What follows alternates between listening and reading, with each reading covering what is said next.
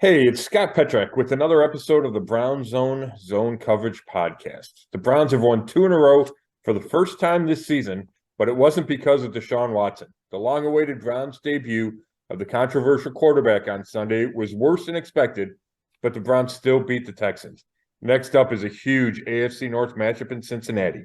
To discuss it all is Dave Chudowsky of the WKYC Morning News. How's it going, Chud? Scott, I'm doing all right. Busy week, busy time for the Browns. I can just hear it now, right? They've won two in a row. They're 4-0 against Joe Burrow, and then Lamar Jackson's been hurting. Can win these next two games, and they're right back in it. All is well in Brownstown. Well, that's the recipe. It is, Chud. And to me, they need to beat Cincinnati, right? And then you can have a real discussion about running the table, getting the 10-7, and going to the playoffs. Because I do think 10-7 still gets you into the playoffs, whether or not it's AFC North champ or more likely the wild card. I think 10-7 does that, and that can't happen without a win in Cincinnati. And as I look at the schedule, and you know me, I don't like to get too far down the road, but there's only 5 games left, so I think you're safe doing it. Cincinnati is the toughest game left. On the road, they're red hot. They're 4-0 since they lost to the Browns on Halloween. You mentioned Lamar Jackson's hurt. Who knows if he plays the next week at First Energy Stadium against the Browns. Then it's New Orleans, Washington, and Pittsburgh. Right now, those aren't gimmies, but they're not as difficult as Cincinnati. So if the Browns could win Sunday in Cincinnati, I think you can start to think, okay, can they do this? Can they run the table? But that's a huge if because, like I said, Cincinnati's playing great. Joe Burrow's awesome. Jamar Chase is back. Joe Mixon is back. Do you sit there and think that it's possible they could win out? I mean, do you feel that is a chance that they could pull that off? Yeah, I will. Yeah, because I think the schedule gets easier. I think the Browns are playing better now. That's outside of Deshaun Watson, right? We got to talk about Deshaun Watson, but the rest of the team, right? The defense has played better. Special teams has played so much better in the last couple of games that I think this team is talented enough and capable of going on a run if Deshaun Watson plays way better than he did in Houston, and if they can beat Cincinnati. And Deshaun Watson could play much better than he did against Houston, against the Bengals, and the Browns could still lose because the Bengals are that good. They just beat the Chiefs and Patrick Mahomes at home. So that's why, to me, this is it, Chud. Like, I don't think the Browns are going to win in Cincinnati. I'm not going to pick them to win in Cincinnati. But if they did, then I think you can at least have that discussion. Now, it's hard to win the last 7, which is what the Browns would have to do. Like, that's really difficult. Anything could happen, right? The Browns have lost to the Ravens plenty of times. Even if Huntley starts a quarterback for him, he's pretty good. Washington's been playing better. We all know how tough it is to win in Pittsburgh, all those things. And just to win week after week, right? This league is tough to do. Having said that, I do see a scenario, and I saw it 2 weeks ago, that if they start to win, then yes, but it's always been, to me, Cincinnati's always been that hurdle. I'm not saying the rest of the games are easy, but I do see a scenario if they win Sunday. Yeah, I guess what I wanted to hear from you was not as much, all right, well, the schedule lines up. I just wanted to hear if you think they've been playing well enough. Yeah. And also, oh, by the way, it's the Browns and something usually happens. And, well, yeah. That's a great point, Chud. That's a great point. But you would agree the defense is playing better, right? They started to get turnovers last week, and who knows if that carries over. But the defense has been playing better. The run defense has been better. Special teams have been so much better, including Donovan Peoples-Jones' 76-yard punt return for a touchdown, that I guess I always thought they would perform better than they had. And if they come close to those expectations, then yeah, I can find a path, if that makes sense. Yeah, right. So, well, this past game though, man, Houston is awful. We both got the prediction right. We obviously both picked the Browns to win. You had them covering. You had them a little bit. I think you had them by like 2 touchdowns. I said it would be around 2 touchdowns, but then they'd score late to cover and get that backdoor cover. And the way the game started, they were down 5-0. And I was sitting there thinking, I'm like, the Texans might cover this. Obviously, the roof collapsed on them, but you were right with the line. We were both right with the win-loss. I was not too far off, though, with that backdoor cover. I mean, if you would have if you would have said the Browns would win by that much and score no offensive touchdowns, you wouldn't have think they would have covered necessarily. Oh, no, you're 100% right. That's not how I expected the game to play out. And I knew Houston was bad, and I'd watched its previous 2 games. I didn't know the Texans were that bad, number one. But that's, I mean, how could you say the Browns are going to score 6 points on offense, 3 of those after a fumble recovery on a punt, and they're going to score 27, right? I mean, that just, that doesn't happen. You wouldn't expect Nick Chud to be stuffed at the goal line for a safety. A lot of stuff, weird stuff happened. The first play's a challenge, and they get the interception. It was a weird game. The Texans are terrible. Deshaun Watson was terrible. And the defense and special teams, or the defense especially, took advantage of how bad Houston is, especially at quarterback. And that enabled it to be an easy win when really it shouldn't have been an easy win because your quarterback throws, for 130 yards. Oh, how about this? We talked about over-under last week and with Deshaun Watson. And it was a touchdown and a half, and the yardage was like 201 or something. And I mean, see, Vegas knows, man. They know. I mean, he didn't even come close to either of them. And the bottom line is, we knew he wasn't going to come in and, well, I guess we didn't know, but we figured he wouldn't come in and throw for 350 and 4 touchdowns. But it definitely was, the numbers were ugly. The look was ugly. Everything was ugly about his game. Yeah, I'm glad you brought that up. I thought he would go over the touchdown, or I don't know about the touchdowns and stuff, but the yards was like 201, I think he said. He wasn't close to that. I thought he would go past that. I knew, I believe Rust. Like, I understand that he hadn't played 700 days. I got duped by how he looked in practice, how his teammates talked about him, and how bad I thought the Texans defense was and really is. I thought all that would combine for a pretty good start from him, and I was way off. And that rust was so real. I mean, he's bouncing balls in the dirt lake or in the turf. It's not really dirt, but, he's bouncing balls into his receivers. To me, he looked like a half beat slow, whether it's making a decision or when he wanted to leave the pocket, just all of it. That's natural, right? But I thought, I just didn't put enough stock into, and I feel bad about it. I feel stupid. How tough it is to play quarterback in this league, right? And you haven't played 7 days, and you haven't seen everything at full speed. You haven't taken a hit. You haven't gotten that live pass rush in your grill. All that. And then I don't know if emotional is the right word, but that's what I'm going to use for first game, back to Houston. Not that he didn't put himself in this situation, right? But all the stuff that he's gone through, not deal with is probably not the right word to say. All the stuff he's gone through, I think that took a toll, and he admitted that when we talked to him on Thursday, that there's a lot of emotion for him. Houston, first game back, all that. And I think all that played a part in him playing as poorly as he did. But I just didn't expect it. I did not expect it to be that rough for Deshaun Watson. This next question, and we're both in the media. You obviously are there every day, and I don't want to belittle, but you don't get to see, the media doesn't get to see all of practice though. No. So like when we see this stuff on Twitter, like, oh, he looks great or he doesn't look good. I mean, we all know practice makes perfect, and we know practice is important, but maybe we just can't take too much out of that small window that we see. Is that, that's completely accurate, Chud, but that's why I wanted to couple it with what his teammates were saying about him, right? Because we get to watch whatever, half an hour, 25 minutes, whatever it is, and you can see, like, the ball was coming out of his hand great. Like, when you juxtapose how it looked when I watched him in practice Wednesday, Thursday, Friday with how he threw the ball Sunday, it's night and day. And I get that he's throwing against air, right? And he's just throwing to receivers. So I understand it's a huge difference, but the ball came out of his hand great. And then you talk to his teammates, and they say, oh, my gosh, he looks great, blah, blah, blah, blah, right? So it was a combination of that. And, and talking to other people that, I think he's going to have an okay game or a good game, that's why I felt more confident in him playing better than he actually did.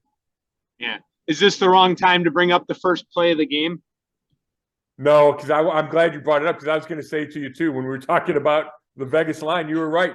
I thought they'd come out throwing, and they came out running. And maybe you knew what Stefanski was thinking. That Stefanski knew that it would be a bigger struggle than I did, right? Like he said, okay, there's going to be a struggle here. We're going to have to run it. And not only did they run it early, and then Watson stunk, so then they really got conservative.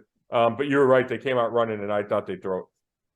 Yeah, I mean, let's say it's a coin flip. I mean, whatever, it was a guess, but I do back my thought process of just wanting to get him a few yards before he made his first throw. Yeah. That that's kind of why I said that.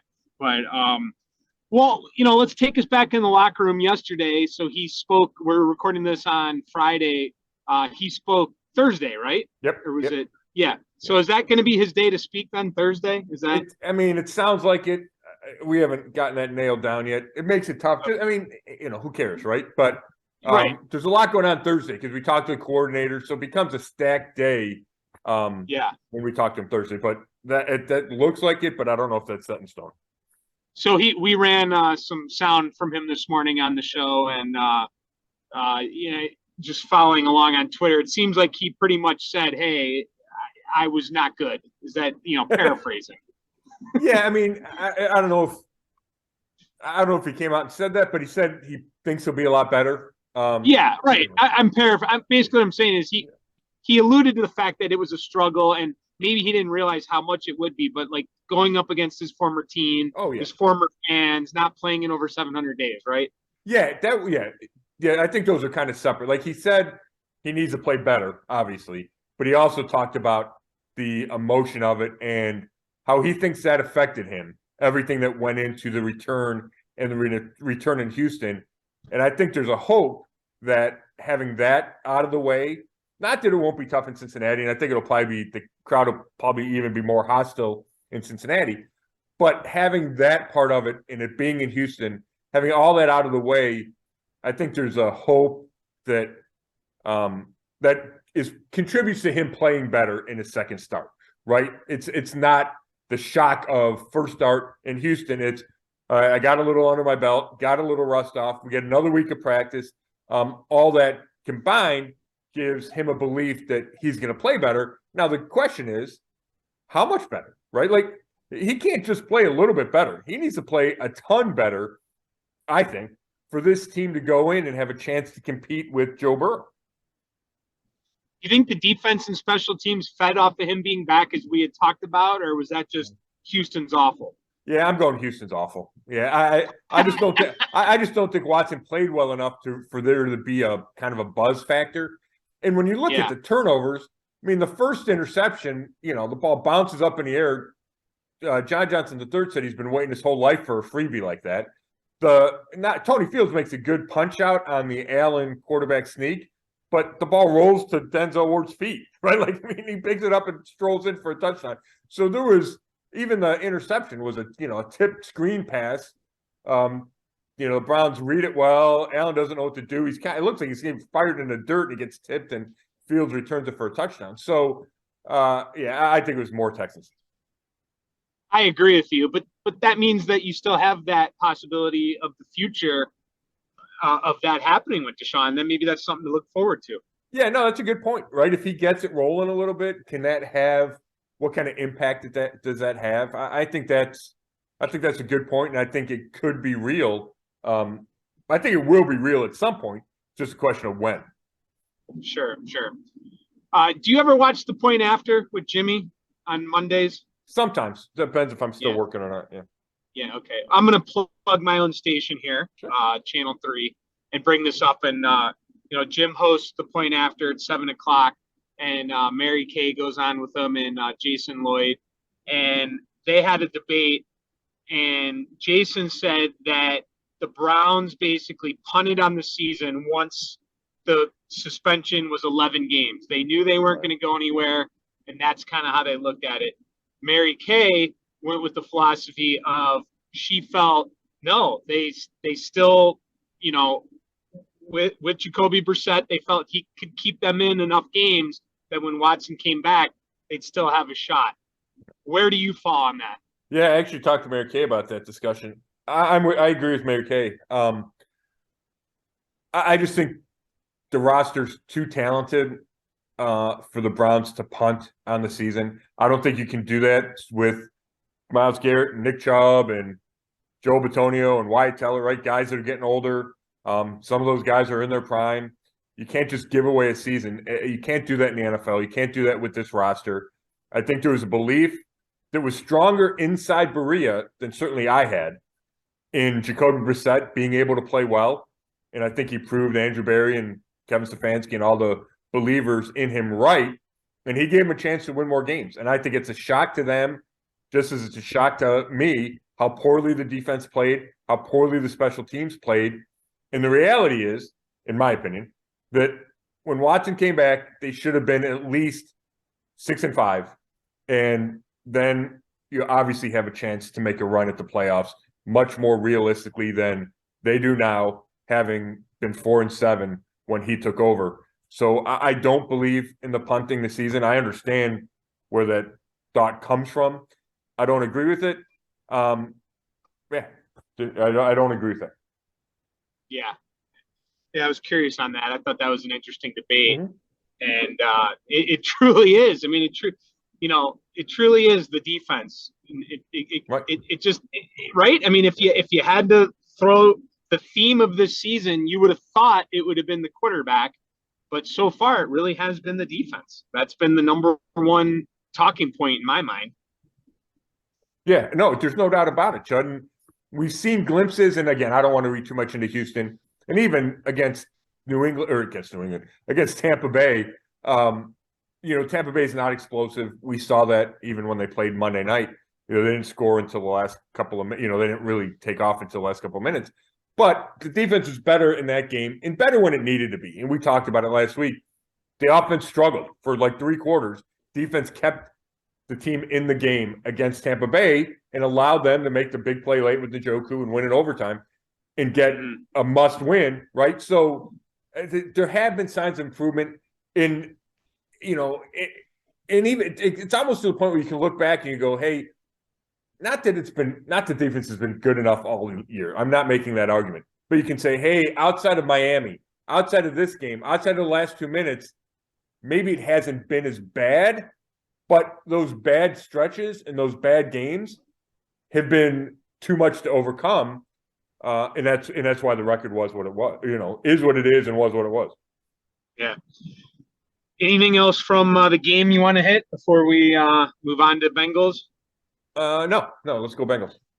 All right. How about practice? Anything else from the week of practice? Injuries? Anything you want to hit before we break down Bengals? No, I mean, I think we're looking at it looks like David Bell is going to be okay to play, which is big because, Anthony Schwartz is out with the concussion on IR, and then if you don't have David Bell, not that he's been great this year, but without him as that number 3 receiver, you're looking at Demetric Felton Jr. hasn't done anything. Michael Woods II, who hasn't really done anything.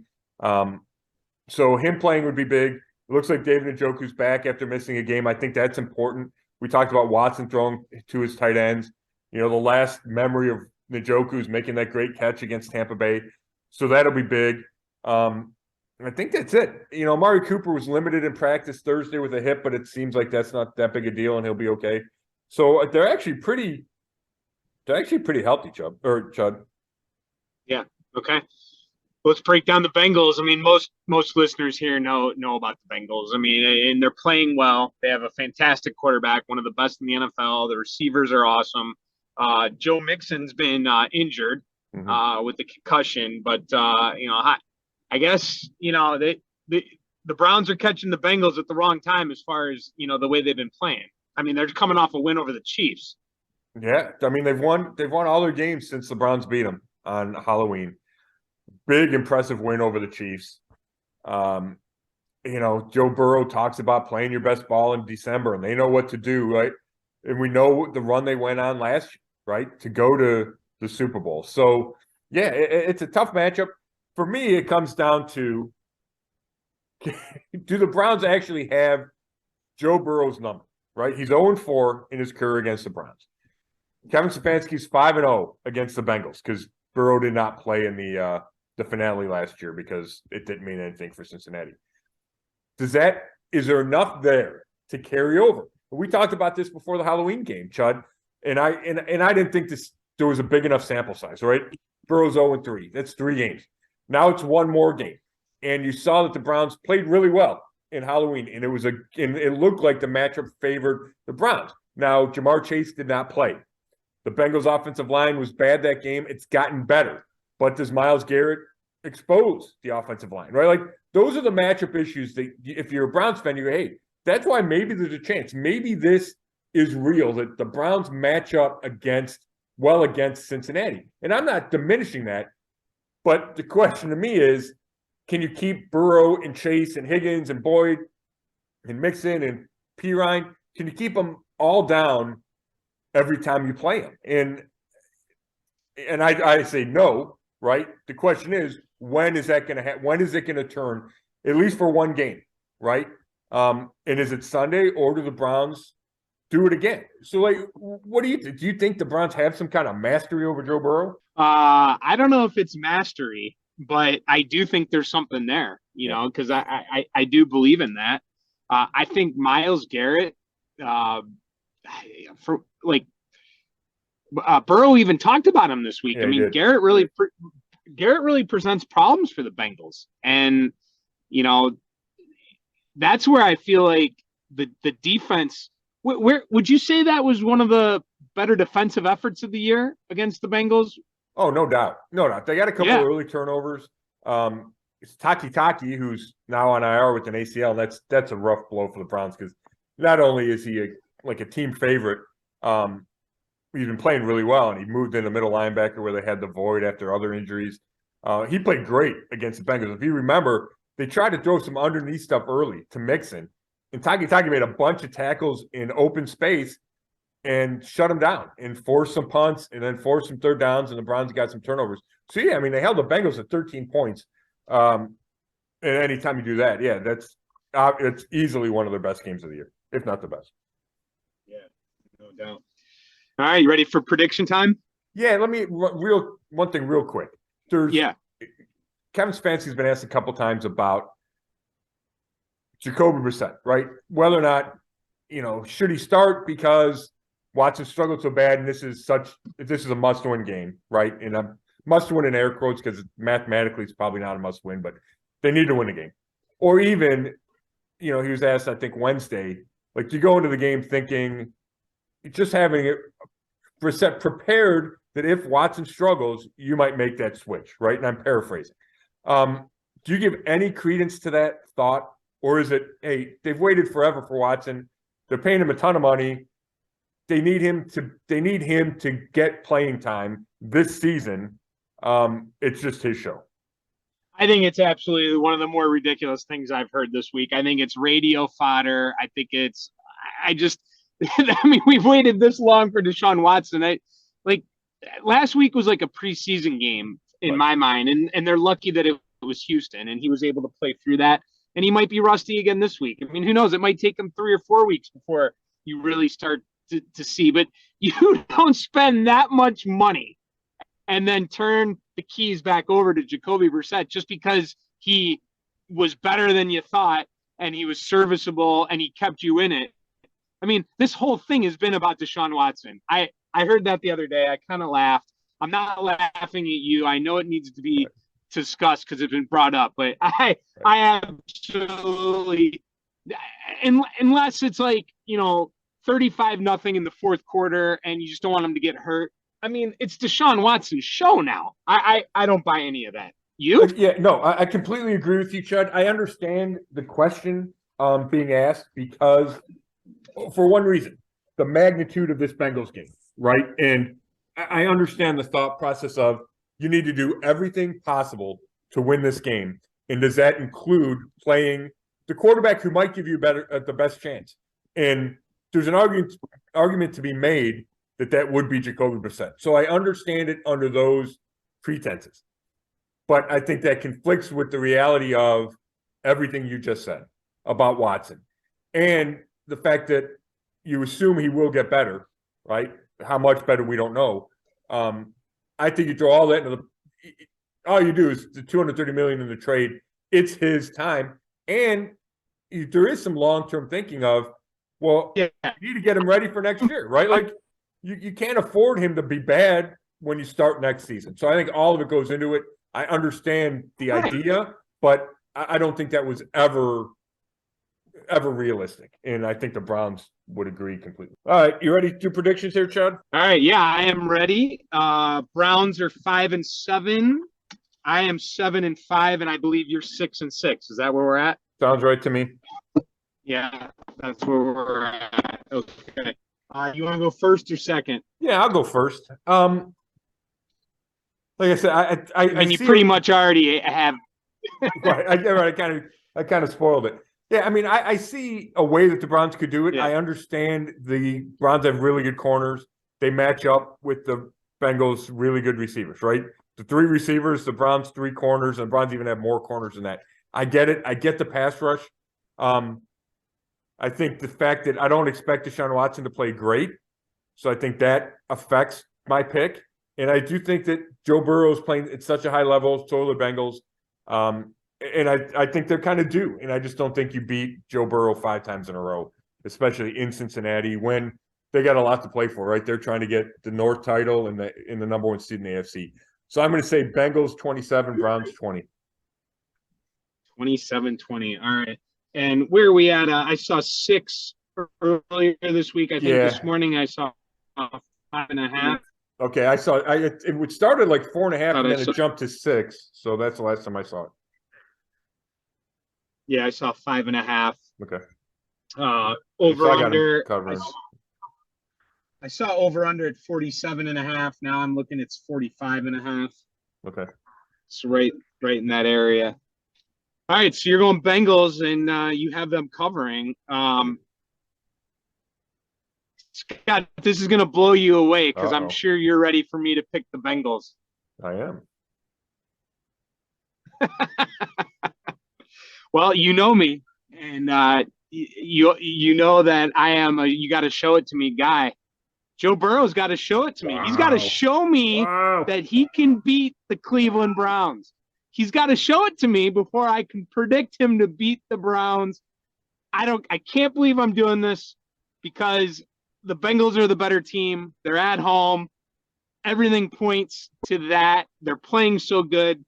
But I'm going to go upset. I'm going to pick the Browns. I don't know. I just have this weird feeling. The defense is going to step up. Deshaun Watson's going to play better. And the Browns are going to get a signature win on the road. It's going to get everyone in Cleveland hyped up and excited, thinking they're going to make the playoffs.